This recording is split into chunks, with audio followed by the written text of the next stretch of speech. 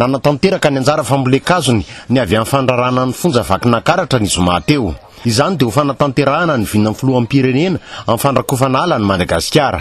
Natao teto amin'ny Fokotany Mahandraza, commune ambanivohitra ny Ramanilatra izany, ary nosafidiana ity toerana ity noho ny fisian'ny tobo-pamokaran'ny fonja izay atao filamatra satria ahitana ireo vokatra maro toy ny vary, ny katsaka sy ny mangahazo ary ny hazo fihinam-boa sy ny maro hafa izay mamatsy ny farim-piadiana vakin'Akaratra ary indrindra ny fonjabe n'Antsirabe. Ny antony lehibe nanaovana izao hetsika izao dia hetsika fambolekazo ho anay atao amin'ny fandrarana ny fonja eto amin'ny faritra vakin'Akaratra dia ataoko hoe tafiditra ao anatin'ny politikan'ny fanjakana, politika foibe ny andrakotra alan'ny Madagasikara ho fikojakojana sy ho fikolokoloana ny tontolo iainana eto amin'ny firenena.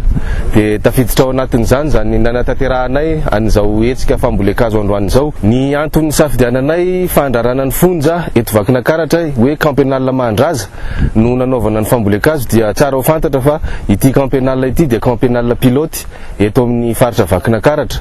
Pilote satria eto no misy ny velaran-tany lehibe indrindra voavoly.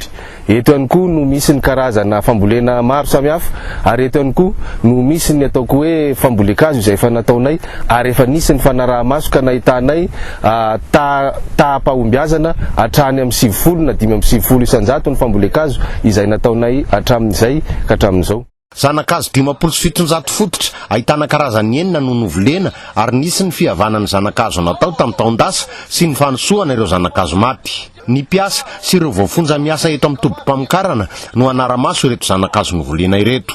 Marihina fa efa nisy ny fambolena hazo fihinam-boa 300 fototra izay velona avokoa natao teto amin'ity toerana ity. Hitoy any amin'ny tobo-pamokaran'ny fonja manerana ny distrika 7 izao fambolekazo izao.